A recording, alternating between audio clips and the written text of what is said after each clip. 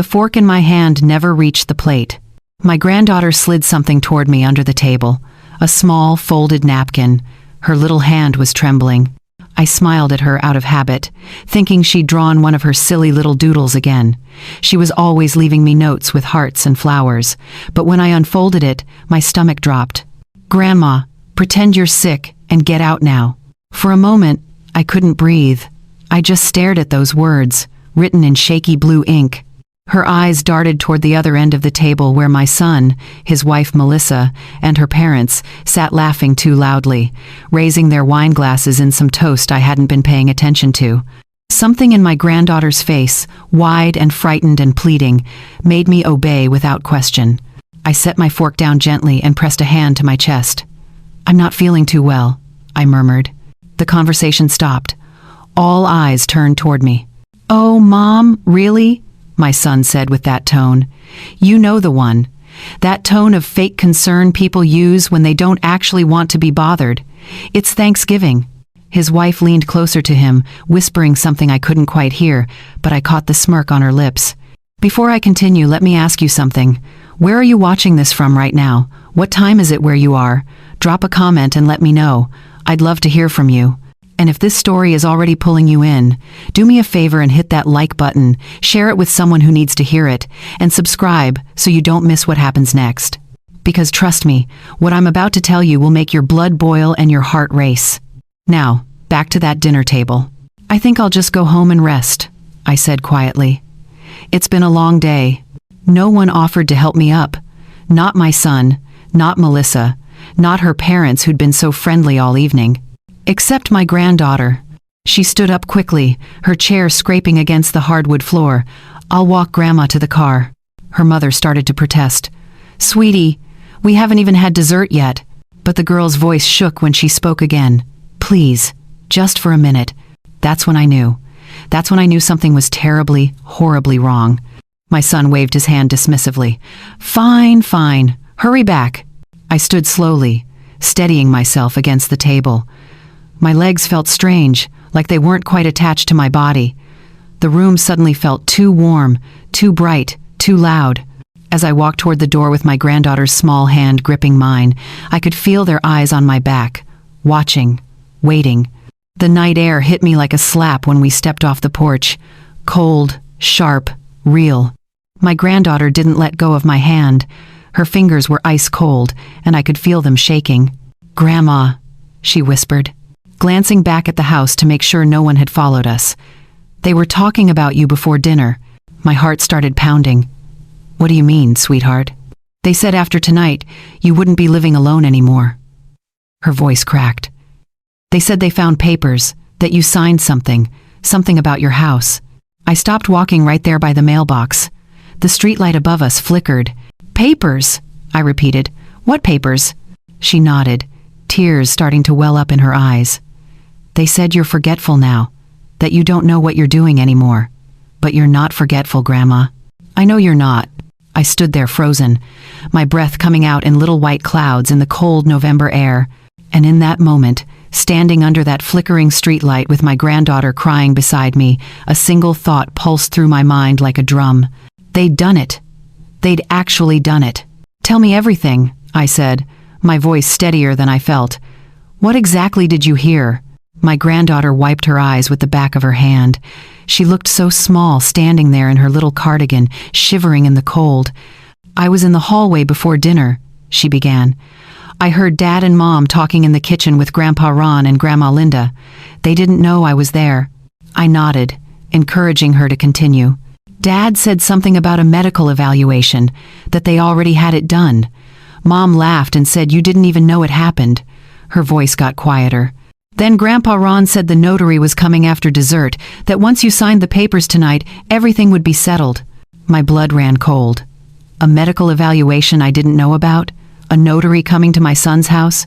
"Did they say what the papers were for?" I asked, though somewhere deep inside I already knew the answer. She nodded slowly. "Your house.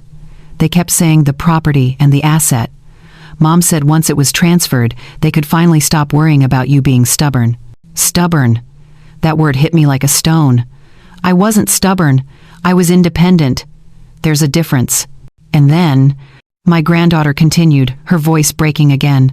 Mom said something about a nice facility. She said you'd be happier there, that you wouldn't have to worry about anything anymore. A facility.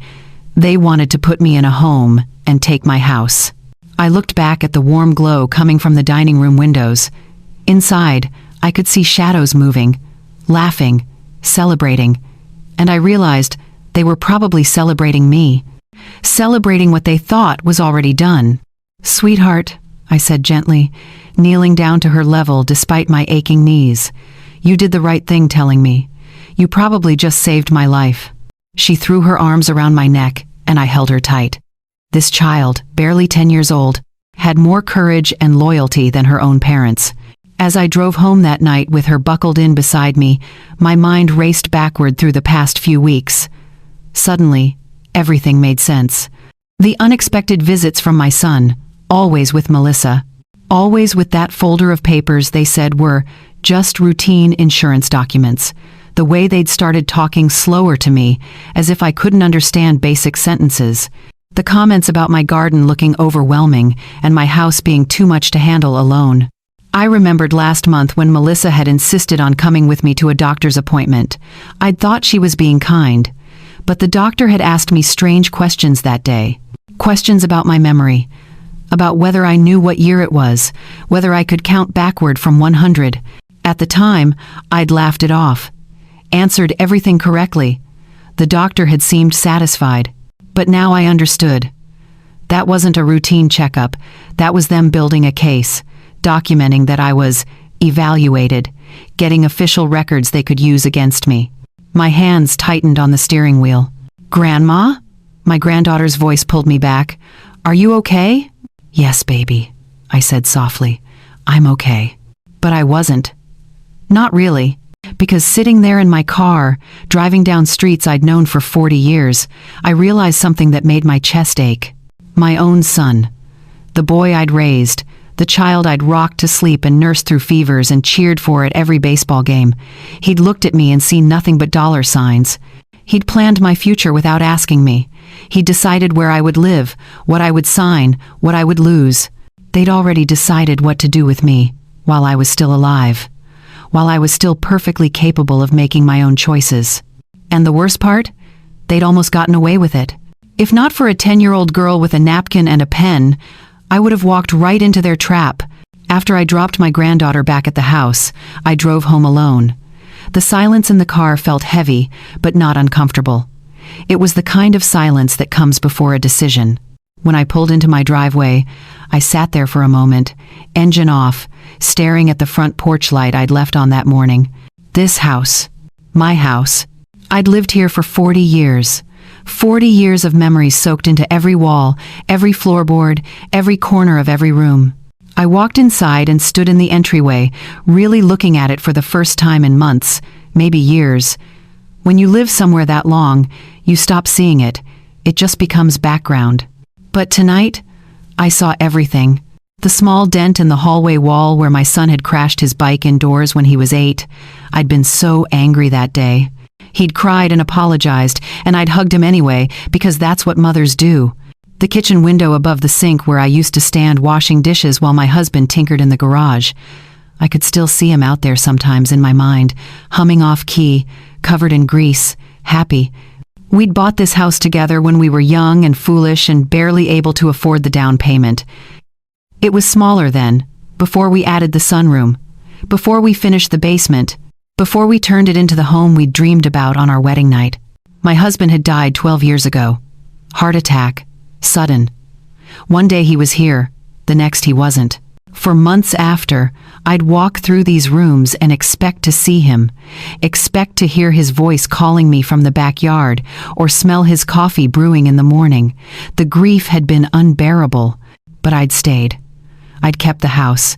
I'd paid off the mortgage with the life insurance money and my own savings. Every single payment had come from my hands, my work, my sacrifice.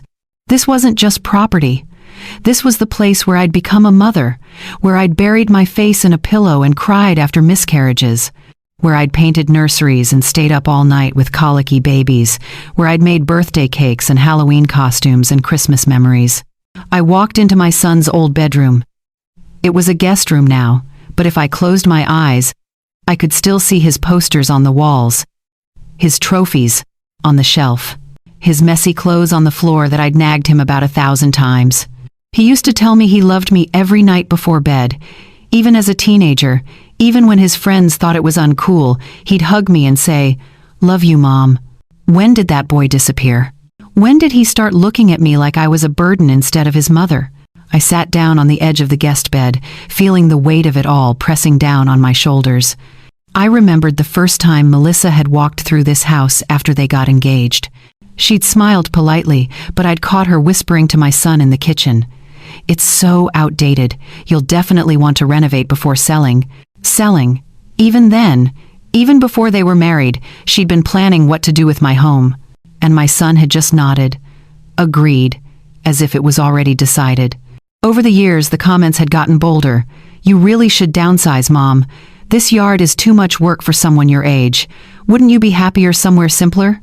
I'd brushed them off, laughed, changed the subject. But they'd been planting seeds, preparing me, wearing me down. Well, I wasn't worn down, not even close. I stood up from the bed and walked to the window. Outside, the streetlights cast a soft glow over the neighborhood. I knew every house on this block. I'd watched children grow up here.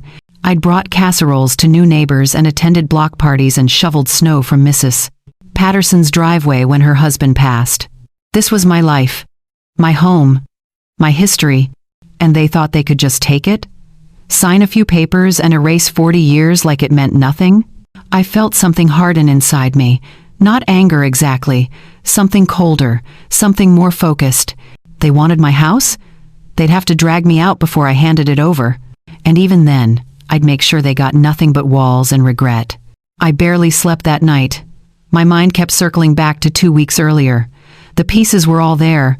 I just hadn't wanted to see them. It had been a Tuesday afternoon. I remember because Tuesdays were my grocery days, and I'd just gotten home when my son's car pulled into the driveway.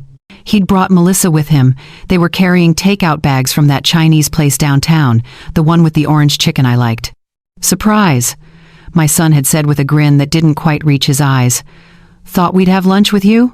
I'd been pleased, genuinely pleased. It wasn't often they stopped by unannounced anymore.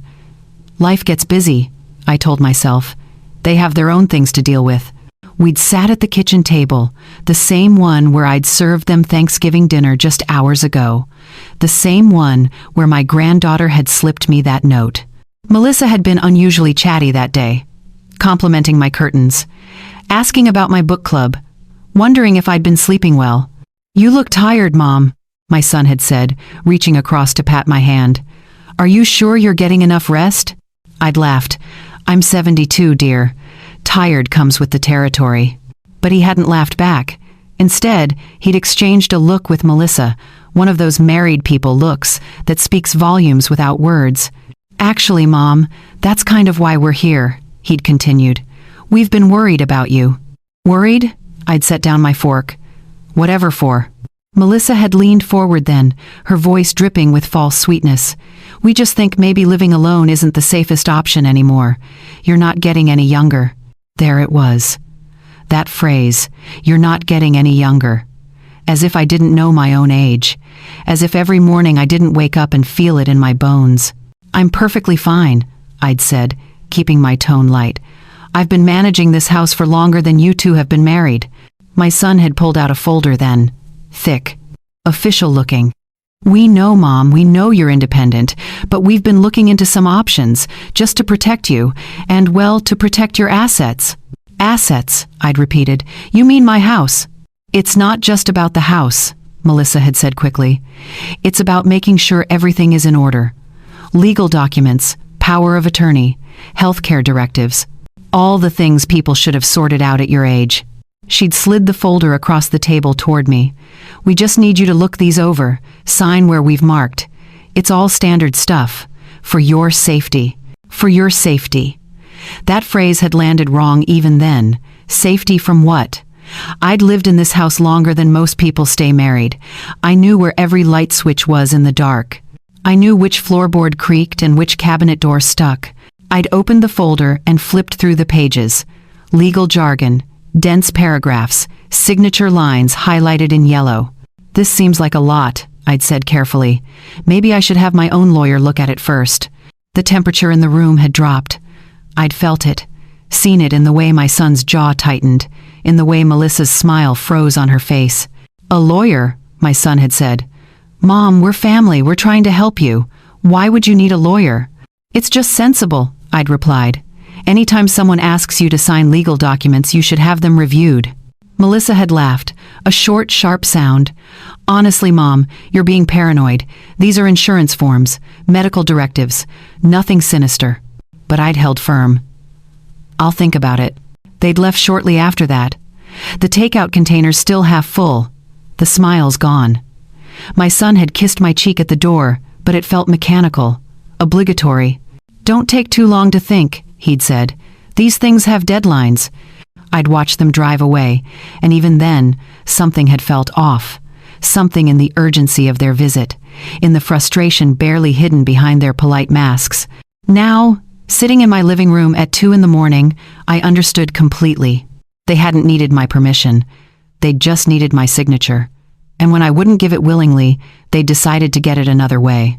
The medical evaluation my granddaughter had mentioned, the notary they'd planned to bring to Thanksgiving dinner, the papers they'd forge if they had to. They'd backed themselves into a corner with their greed, and now they were willing to do anything to get what they wanted. My house, my independence, my dignity. They thought I was an old woman they could manipulate. Someone too tired or confused or lonely to fight back. They were wrong. I didn't go back to bed. There was no point. My mind was too awake, too focused. Instead, I made myself a pot of tea and sat at the kitchen table with a notepad. Old-fashioned, I know, but I've always thought better with a pen in my hand. I wrote down everything. Every visit. Every comment. Every time they'd tried to push those papers in front of me. Every strange question that doctor had asked during what I'd thought was a routine appointment. By the time the sun came up, I had 3 pages filled front and back. And I had a plan. At 9 o'clock sharp, I called my granddaughter's cell phone. Her mother had given it to her last year, mostly so they could track where she was. But right now, I was grateful for it. "Grandma?" she answered, her voice quiet. She was probably at school. "Sweetheart, I need your help today. Can you tell your mother you're not feeling well? That you need to come stay with me?" There was a pause. Then, "Yes, I can do that." Smart girl. She didn't ask questions. She just trusted me. An hour later, she was sitting in my passenger seat as I drove downtown. She'd brought her backpack and told her mother she had a headache. Melissa hadn't even argued. Probably relieved to have her out of the way. "Where are we going?" my granddaughter asked. "First, the bank," I said. "Then, to see a lawyer." Her eyes widened. "Really? Really?" The bank was quiet that morning. Mr. Peters, the branch manager, had known me for almost 20 years. He'd helped me refinance after my husband died. He'd been patient and kind when I'd sat in his office crying over paperwork I didn't understand. When I walked in with my granddaughter, he smiled and waved us toward his desk. "Mrs. Harrison," he said warmly, "good to see you. What can I help you with today?" I sat down and folded my hands in my lap. "I need to make some changes to my accounts. Security measures." His smile faded slightly. "Is everything all right?" "Not exactly," I said. "I have reason to believe someone may try to access my accounts without my permission. Family members." He nodded slowly, his expression serious now. "I see. That happens more often than you'd think, unfortunately. I want to add additional security, passwords, verification questions. And I want to make sure that no one, and I mean no one, can make changes or withdrawals without me physically being present with identification." Mr. Peters pulled out some forms. "We can absolutely do that. I'll set up what we call enhanced authentication. It means even with power of attorney documents, which I assume is what you're worried about, nothing can happen without your explicit in-person consent." I felt a weight lift off my chest. "Thank you." "Mrs. Harrison?" he said gently, leaning forward. "May I ask, are you safe? Do you feel threatened?" I glanced at my granddaughter, who sat quietly beside me, and then back at him. "I'm not in physical danger, but someone is trying to take advantage of me, financially. He handed me a business card. This is our elder protection specialist.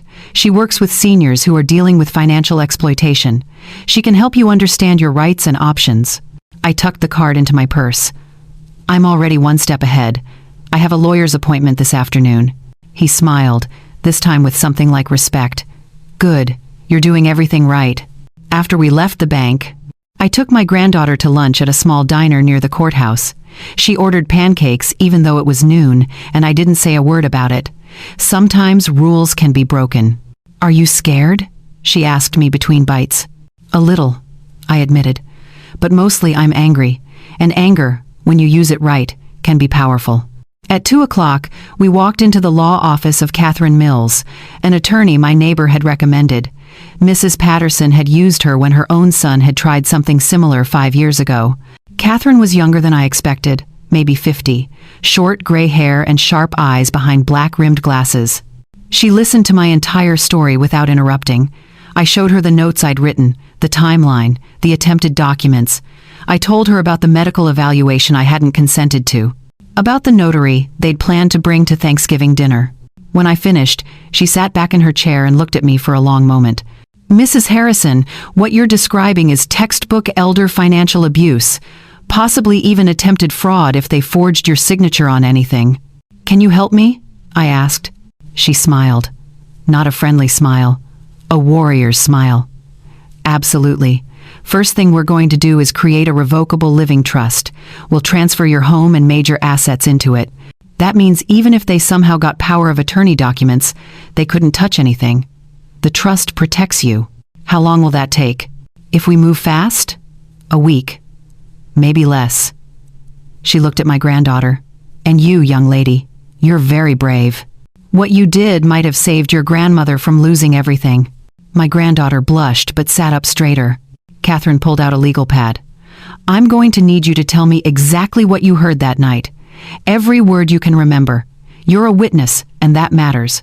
For the next hour, my granddaughter recounted everything. The conversations she'd overheard, the names mentioned, the timeline. Catherine wrote it all down.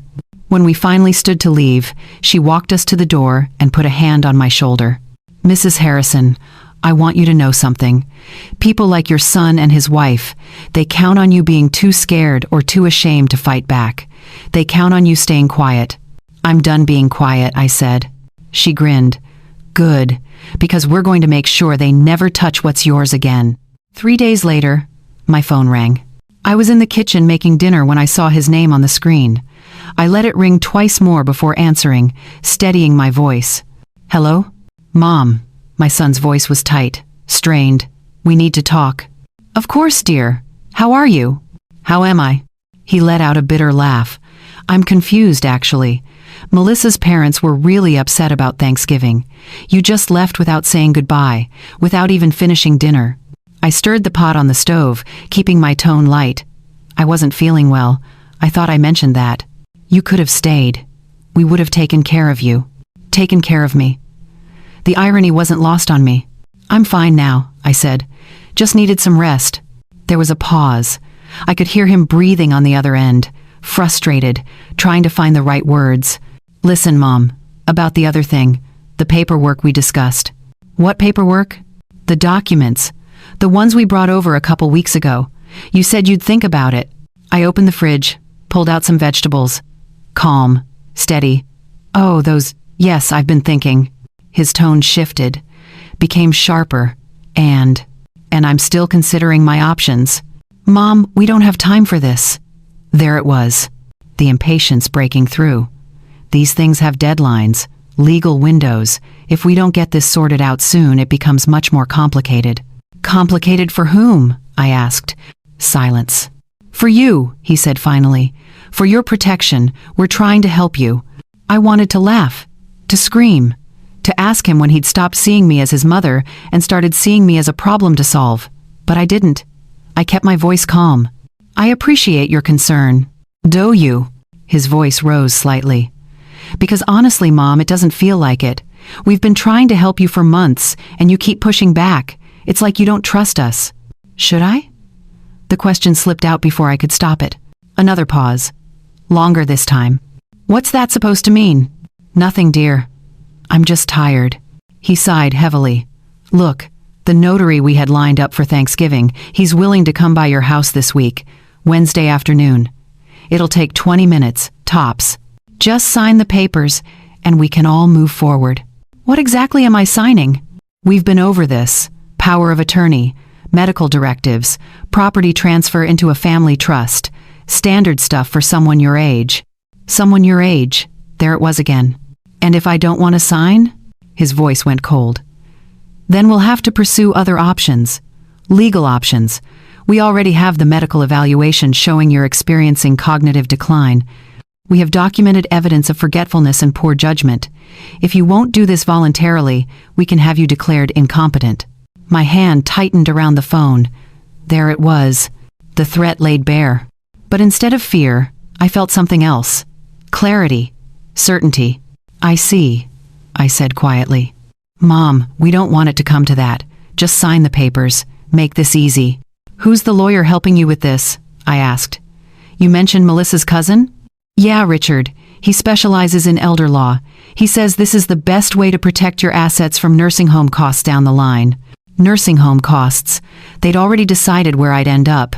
Well, I said, injecting a note of resignation into my voice. I suppose you're right. I have been feeling forgetful lately. I could practically hear him relax on the other end. See? That's good, Mom. That's really good. So, Wednesday works? Let me check my calendar and call you back. Don't take too long. Richard says the window for doing this voluntarily closes soon. I understand. Good. His voice warmed slightly, taking on that false affection again. I'm glad you finally understand. We're doing this because we love you. I looked out the window at the garden I'd planted, the trees I'd watched grow, the home I'd built. Yes, I said softly. I understand perfectly. After I hung up, I stood there for a moment, phone still in my hand. Then I called Catherine Mills. They're planning to come Wednesday, I told her, with forged documents and threats. Perfect, she said. By Wednesday, your trust will be filed and recorded. Let them come. Let them try. They didn't wait until Wednesday. On Monday afternoon, I heard a car door slam in my driveway. I looked out the window and saw my son's silver sedan, him and Melissa, both wearing business casual clothes. She was carrying that same thick folder. They were coming to ambush me, to catch me off guard. I almost smiled. I opened the door before they could knock. This is a surprise. My son looked uncomfortable. Hey, Mom. We were in the neighborhood and thought we'd stop by. Save you a trip on Wednesday. How thoughtful, I said, stepping aside.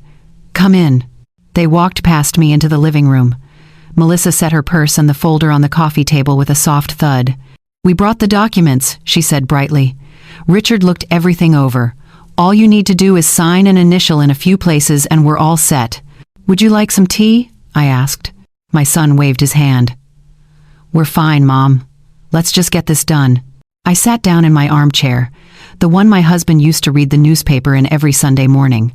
They sat on the couch across from me, the coffee table between us like a battlefield. Melissa opened the folder and spread several documents out in front of me. Pages and pages of legal text, signature lines marked with little colored tabs. This one is the power of attorney, she explained, pointing. This gives us authority to handle your finances and make medical decisions if you're unable to. And this one, my son continued, sliding another document forward, transfers the house into a family trust for estate planning purposes, to avoid probate. I picked up the first document and pretended to read it. Let them think I was considering it. It's a lot to take in, I said slowly. We know, Melissa said, her voice syrupy. That's why we're here to help, to explain anything you don't understand. I set the papers down and looked at them both, really looked at them, my son avoiding eye contact, Melissa with that practiced smile. Before I sign anything, I said, I have a question. Of course, my son said. When were you planning to tell me about the medical evaluation? His face went pale. What medical evaluation? Melissa said quickly, but her voice was too high, too defensive. The one you arranged without my knowledge. The one where the doctor asked me all those questions about my memory, my cognitive function. I leaned forward slightly. The one you're planning to use to prove I'm incompetent if I don't sign these papers willingly. The silence in the room was deafening. Mom, I don't know what you're talking about, my son started, but I held up my hand. Please don't insult my intelligence. Melissa's smile disappeared. Look, we were just trying to be thorough, to make sure you were okay.